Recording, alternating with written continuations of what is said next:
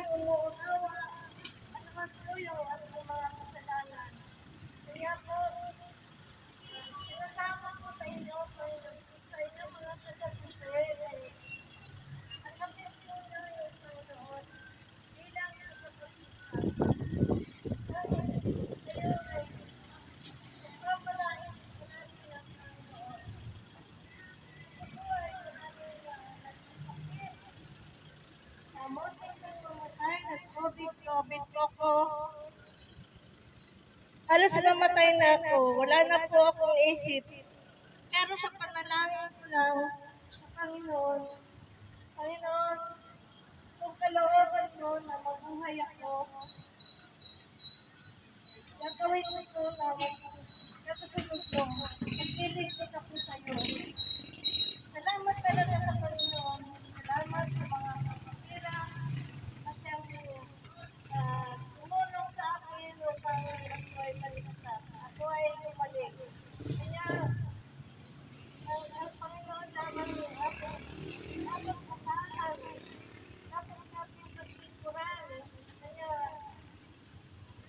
ang kapitid niya yung Panginoon. At buhay niyo para ito rin kayo sa masaya. Kaya po, salamat talaga dahil ang lahat ng mga susubok, mga sakit na naranasan ko ay pinagalingan ko ng Lord. Diyan yung Panginoon sa akin. Diyan talaga. Kaya maraming Praise God, praise God. mga kapatid, mga sister, pagkapit po ninyo yung ating Panginoon. Sabi nga po dito,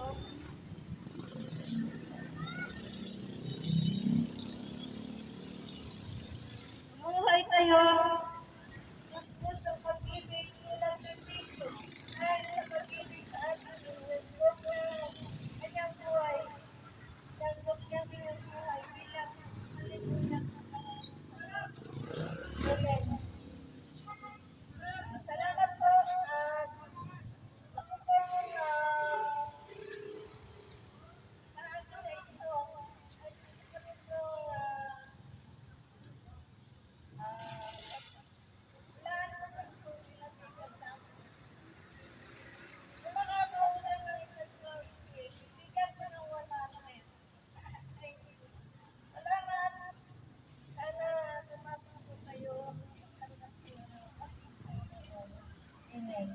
Amen.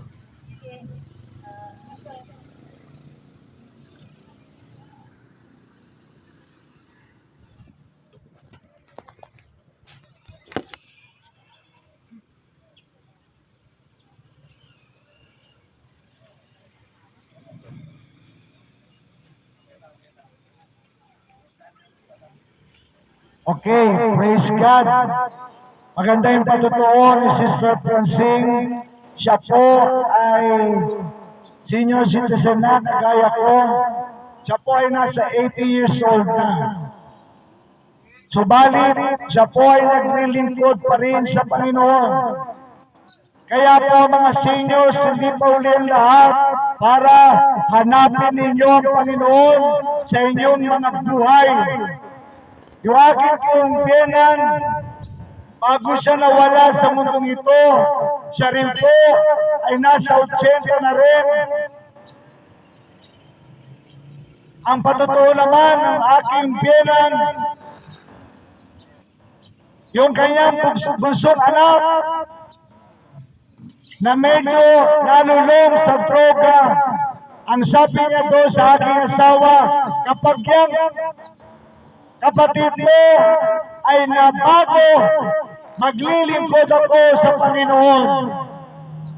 At isang araw, yung bunso niyang kapatid na medyo nalulog ng konti sa droga ay nakakilala sa Panginoon. At ang kapatid ng aking asawa ay nabago, gumaling dahil sa Panginoon. Kaya po, walang imposible sa Panginoon. At yung aking biyanan, siya po ay naglingkod sa Panginoon.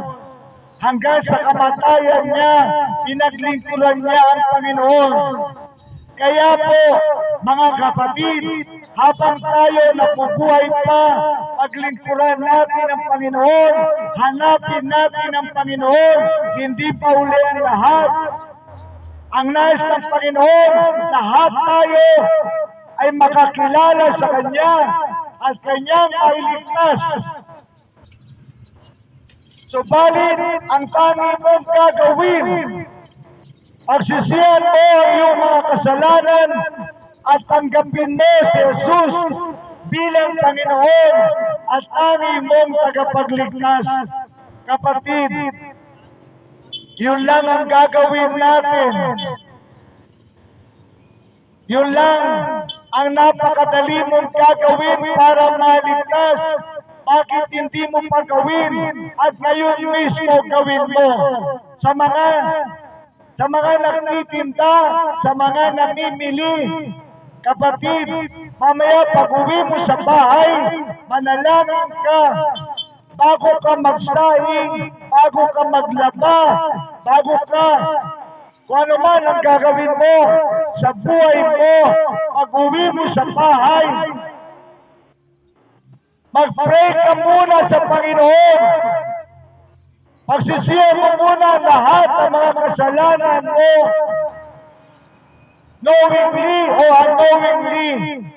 At pagkatapos, tanggapin mo si Jesus bilang Panginoon at tanging mong tagapagligtas. Sapagkat hindi natin alam kung hanggang kailan tayo sa mundo ito. Ang iba sa atin, baka hindi na nagising sa araw na ito. Ang iba sa atin, baka hanggang ngayong araw ka na lang, pero hindi mo alam. Kaya nga po, samantalahin natin ang pagkakataon na tayo ay maligtas. Tanggapin natin si Jesus bilang Panginoon at tagapagligtas natin, sapagkat kapag walang Jesus, wala pong langit na makikita ang sinuman. It is only by Jesus tayo ay maliligtas, hindi sa kaninong paman, hindi sa pamamagitan ni Pablo, hindi sa pamamagitan ni Pedro, ni Juan, ni Santiago, ni Maria, ni Muhammad, ni Allah, ni Buddha, ni Gandhi. Kapatid, sa pamamagitan lamang ni Jesus ang ating kaligtasan. Ang ating kaligtasan. Kaya nga sabi ni Pablo, believe on the Lord Jesus Christ. Ang mga apostol, si Jesus ang sinasabing tagapagligtas, tapos ikaw, makikinig ka sa mga taong sinungaling at pagsasabi sa iyo, meron ibang tagapagligtas. Kapatid, sa Diyos tayo maniwala. Ang Biblia ay 100% salita ng Diyos. At ang sabi ng salita ng Diyos, ang Panginoon, imposibleng magsinungaling, subalit ang tao, imposibleng magsabi ng totoo. Ngayon, kung matalino ka, sino ang pipiliin mo? Ang Diyos na hindi nagsisinungaling o ang tao na sinungaling?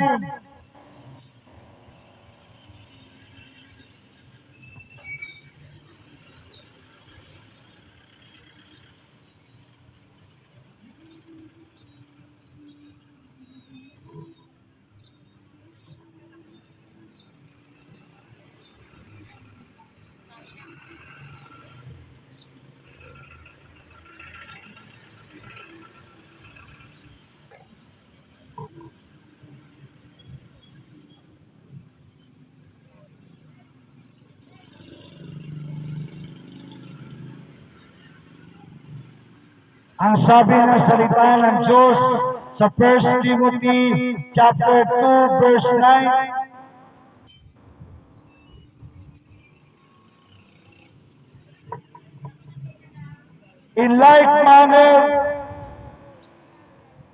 manner also, that women adorn themselves in modest apparel. Mga kababaihan, nire-remind po kayo ng Panginoon magsuot ng mga bagay ng kasuotan na kaaya-aya sa Panginoon. Ngayon sa social media, marami ang nagtatalo-talo tungkol sa kasuotan. Ang Panginoon nagsasabi, women adorn themselves in modest apparel. Ang mga kababaihan daw ay magsuot ng mga kasuotan kaaya-aya sa Panginoon.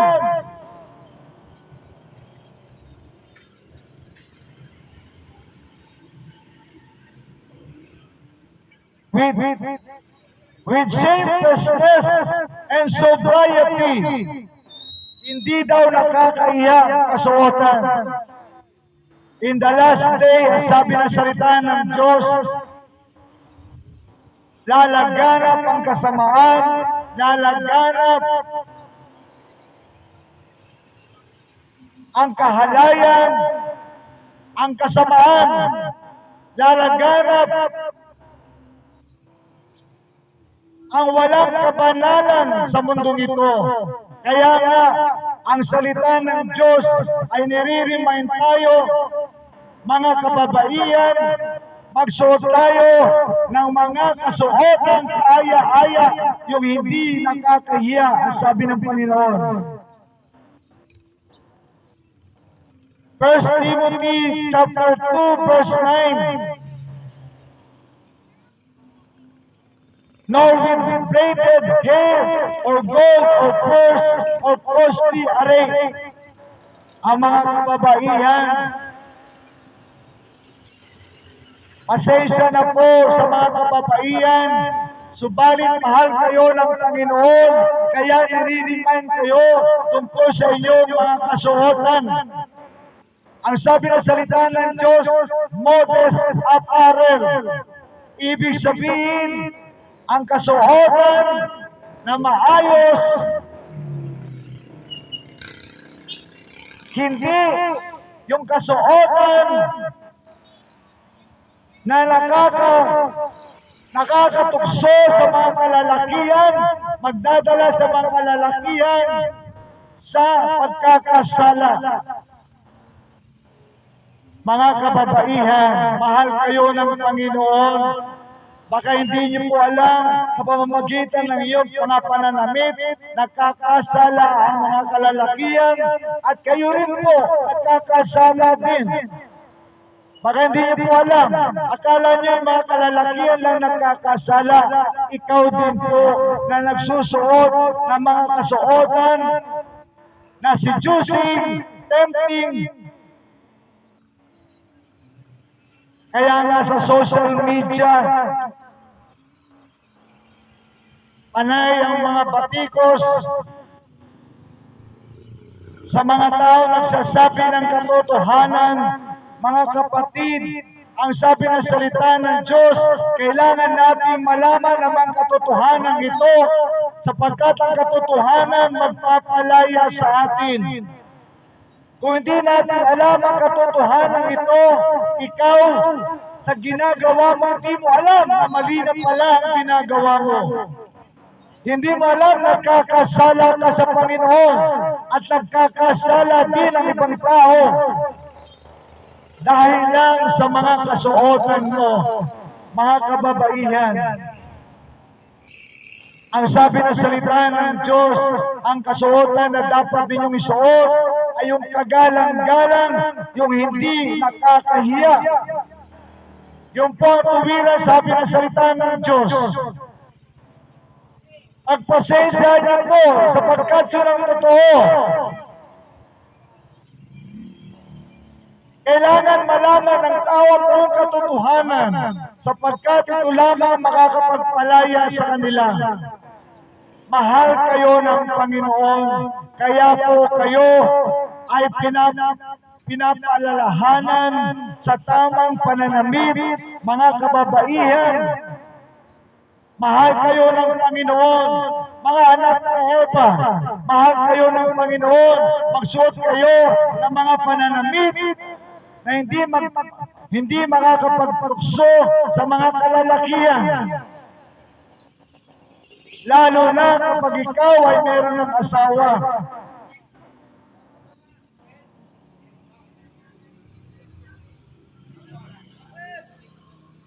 Subalit ang mga kalalakihan, dapat din maging maayos tayo. Umiwas tayo sa tukso, umiwas tayo sa mga bagay na magdadala sa atin sa kasalanan.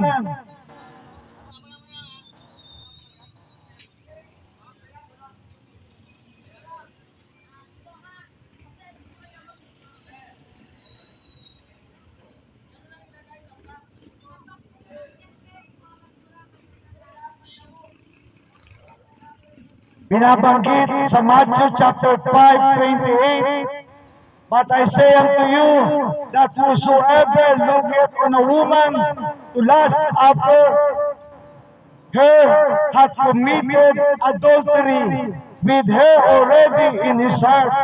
Mga kalalakihan, nire-remind tayo ng Panginoon, ang sino man daw lalaki na tumingin sa babae ng mayroong pagnanasa, nagkakasala na siya ng adultery o pangangalun niya. Kung hindi mo ito alam, kung hindi mo ito narinig, at akala mo, tama lang ang ginagawa mo, kapatid, magkakasala na po pala tayo. Kaya nga po, ang mga kababaihan, sinasabi ng Panginoon, magsuot ng mga suot na hindi mahalay, hindi nakakahiya. Ang mga kalalakihan naman ay dapat umiwas sa mga ganong panoorin, maging ang third party, mga tatay. Iwasan natin ang magulong pamilya. Kaya po lahat tayo dapat magsisi sa ating mga kasalanan. Lahat tayo nagkakasala sa Panginoon. Baka hindi natin alam. Kaya pinapaalam sa atin ng Panginoon. Kaya pag-uwi natin sa ating mga bahay, tayo pong lahat ay magsipagsisi sa mga kasalanan natin nagagawa, knowingly or unknowingly. Ngayon, pinaalam sa iyo ng Panginoon, kasalanan pala ang gano'ng mga bagay. Pag-uwi mo sa bahay, pagsisihan mo. Yung mga nagtitinda, mga namimili, pagdating natin sa bahay, tayo po ay mag-pray muna. Pagsisihan natin, mga kasalanan natin, knowingly or unknowingly. At pagkatapos tanggapin natin si Jesus bilang Panginoon at tangi natin tagapagligtas. Sapagkat sinasabi ng salita ng Diyos, ang kabayaran ng kasalanan ay kamatayan. Yung po ang totoo.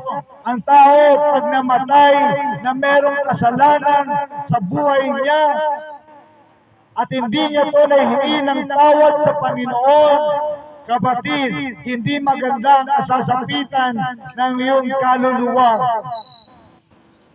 Kaya nga po, dapat oras-oras tayong chinecheck natin ang ating mga buhay. Araw-araw, oras-oras, humingi tayo ng tawad sa lahat ng mga kasalanan natin, knowingly or unknowingly. Alam natin at hindi natin alam. Sapagkat minsan nagkakasala tayo nang hindi natin alam. Tapos dumating ang kamatayan sa iyo, akala mo wala ka ng kasalanan.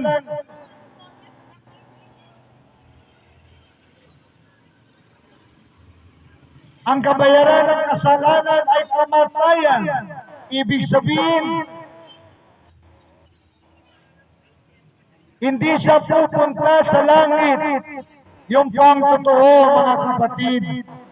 Ang salita ng Diyos ay direct to the point. Ang salita ng Diyos ay hindi paligoy-ligoy. Ang salita ng Diyos ay pinapahayag ng mayroong katapangan, ng mayroong katotohanan.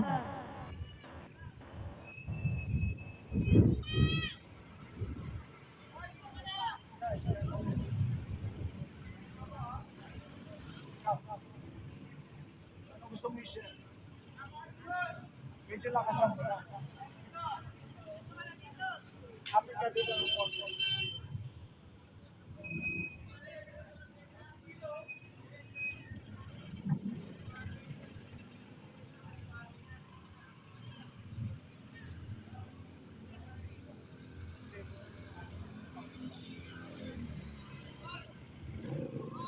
At sinasabi po sa Efeso 5:2, pamuhay kayo ng pustos ng pag-ibig tulad ni Kristo dahil ang pag-ibig niya sa atin, ihandog niya ang kanyang buhay bilang hain alimbuyak sa Diyos. Salamat Panginoon sa mga salita niya na patuloy kong pinanghahawakan, patuloy na naglilingkod sa kanya para masabi niya medyo may edad na ako, pero patuloy pa din po akong naglilingkod sa kanya para para ako po ay bigyan ka ng panibagong lakas sa ng Panginoon dahil binigyan pa niya ako ng kagalingan. Salamat talaga dahil yung panalangin ko na sakit ko at pinakalob sa akin ng Panginoon, yung may bukol ako sa matres. Pero sabi ko, okay naman lang daw kasi hindi ko na rin kakayanin